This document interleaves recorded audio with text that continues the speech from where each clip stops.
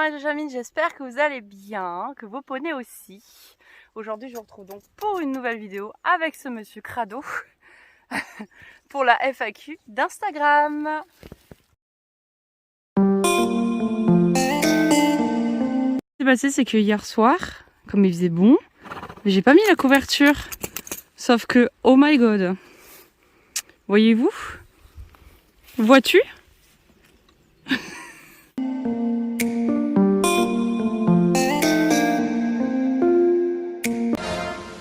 Et c'est parti pour le vidéo gag.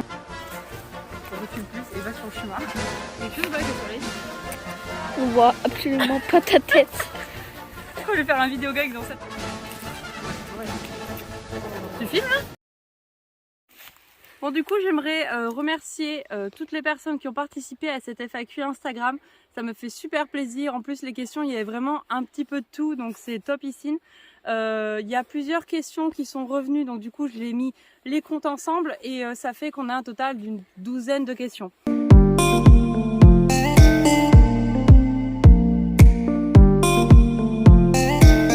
Alors, je voulais en profiter aussi pour remercier cette personne. Leïla, ma petite fille de 10 ans. Je voulais vraiment te remercier pour tous les efforts que tu fais à chaque fois de me filmer, de me supporter. Merci ma fille. Et je t'aime très fort et c'est un grand plaisir toujours de partager ces moments avec toi. Oh, ça va. C'est vrai, j'en profite. Voilà, donc maintenant qu'il n'y a pas le soleil, on peut voir. Voilà, la cradoté, attitude. Magnifique Jaja. Bravo à toi. Tu auras le trophée du plus crado des chevals. Des chevals. Oh là là. Et non mais, je sais plus parler français en plus. Hein. Je parle plus la langue française, c'est fini. Hein. C'est les chevals. Hein.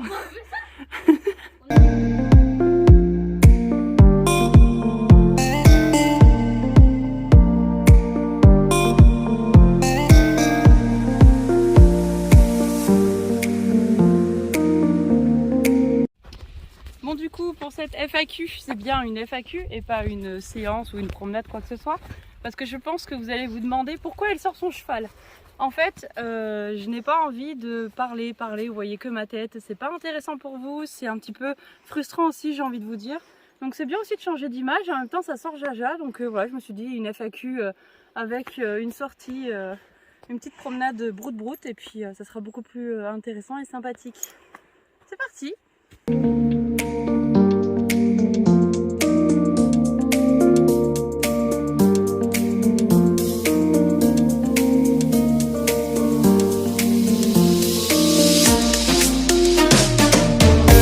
Alors j'ai pris un petit cahier parce que je suis loin d'être une personne avec une grande mémoire.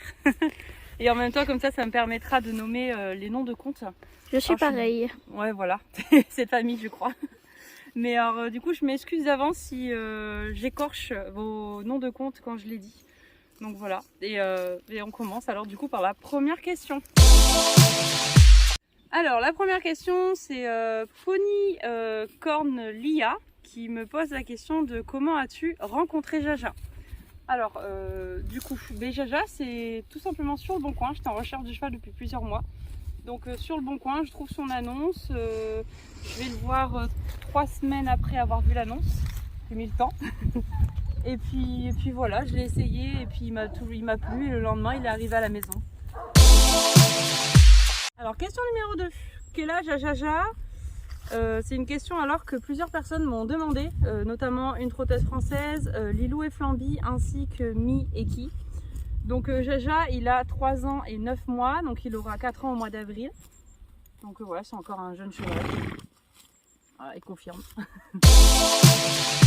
Alors la troisième question nous vient de Belgique, car c'est Paulia qui me demande pourquoi un trotteur. Alors en fait, j'avais pas du tout de demande sur une race particulière en fait. J'ai choisi lui, peu importe que ça soit un trotteur ou autre chose. Donc voilà, je cherchais pas forcément un trottou. Voilà. Donc là j'ai donc une trotteuse française encore, merci de sa participation d'ailleurs, elle m'a posé énormément de questions. Elle me demande qui sont les parents de Jaja. Donc pour les parents de Jaja, le papa c'est Cobra Bleu, donc si je me souviens bien c'est un étalon qui court encore actuellement parce qu'il est né en 2012, donc il est assez jeune. Il est B avec une liste, donc je pense que ça doit venir de là. Et concernant sa mère, elle était baie brune sur les haras nationaux, c'est Tracy d'Aznois. Malheureusement, j'ai pu voir sur les haras nationaux qu'elle était décédée. Donc moi je pense que comme elle pouvait plus faire de poulains parce qu'elle en a fait plusieurs et qu'ils n'étaient pas classés, je pense qu'elle a été à la boucherie. Voilà. Donc là en fait j'ai plusieurs questions mais qui reviennent un petit peu sur la même chose, sur mes objectifs tout simplement avec Jaja. Alors comme je disais un petit peu dans un short que j'ai fait sur YouTube et dans un réel que j'ai fait sur Instagram, c'est que en fait j'ai pas d'objectif avec Jaja. Bon, nous on touche à tout vraiment, comme le dit bien notre introduction de YouTube. On touche vraiment à tout, que ce soit du western, de l'attelage, du travail à pied, travail en liberté, travail monté, on fait vraiment de tout et c'est ce qu'on aime. On aime vraiment s'éclater avant toute chose. Et voilà, j'ai pas vraiment d'objectif, c'est vraiment avoir une complicité, une bonne complicité avec lui. Après, voilà, qu'on ait des bonnes bases montées, tout en faisant du sang mort.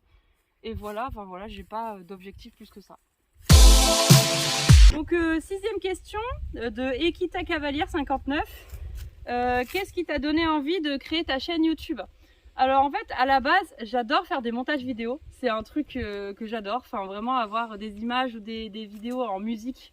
C'est un truc qui me passionne. Et du coup, je voulais au départ, faire vraiment des montages avec Jaja. Et après, j'ai bien aimé aussi le partage entre passionnés, tout simplement. Donc voilà, donc c'est pour ça que j'ai créé la chaîne YouTube à la base. C'est par passion, par le montage et pour aimer le partage avec les passionnés des chevaux. Voilà. Oui, il est trop beau. Alors, il y a Esprit d'Éole, du coup, qui par rapport à cette question me demande qu'est-ce que ça m'apporte. En fait, moi, ça m'apporte pas énormément de choses. C'est juste que j'adore en fait avoir des souvenirs aussi de mon cheval en montage avec de la musique. Enfin, j'aime beaucoup ça. Après, ça m'apporte rien de plus. Enfin voilà, c'est vraiment le plaisir de partager. Donc là, en fait, on a plusieurs personnes qui m'ont posé plusieurs questions, mais qui veulent dire à peu près la même chose. Donc il y a Yo-Yo Radia, Mon Étalon Noir, Esme Essie et Polia qui m'ont demandé en gros mon parcours équestre en fait, depuis combien de temps j'étais propriétaire, d'où vient ma passion, etc. Donc je vais vous raconter en gros mon parcours équestre. J'ai commencé l'équitation à l'âge de 13 ans, donc assez tardivement par rapport à d'autres cavaliers. J'ai passé donc mes galops en centre équestre normal. J'ai fait des études dans le milieu équestre, d'ailleurs j'étais en lycée privé professionnel dans le milieu du cheval et j'ai passé mes diplômes BEPA activité hippique sur 2 ans. Donc voilà, donc j'ai fait beaucoup de concours les week-ends, j'ai travaillé beaucoup de chevaux, j'ai fait beaucoup de débourrage. Donc c'est officiellement en 2012 que je deviens propriétaire de mon tout premier cheval. Moi le cheval c'est toute ma vie, je peux pas vivre sans chevaux. Donc c'est officiellement en 2013 que je décide d'ouvrir une écurie de sauvetage, reconversion, élevage et commerce. Donc j'ai fait beaucoup de choses pour le milieu équestre. Et de 2013 jusqu'à du coup 2020, j'ai travaillé à sauver des chevaux, à récupérer des chevaux maltraités, à récupérer des chevaux qui allaient en boucherie. Voilà, à sauver des loulous en fait, à les remettre en état et à leur trouver des familles. Et c'est du coup, ça fait là 2-3 ans que j'ai arrêté. Et aujourd'hui, là, ça fait depuis le 6 novembre 2022 que j'ai Jaja. Voilà.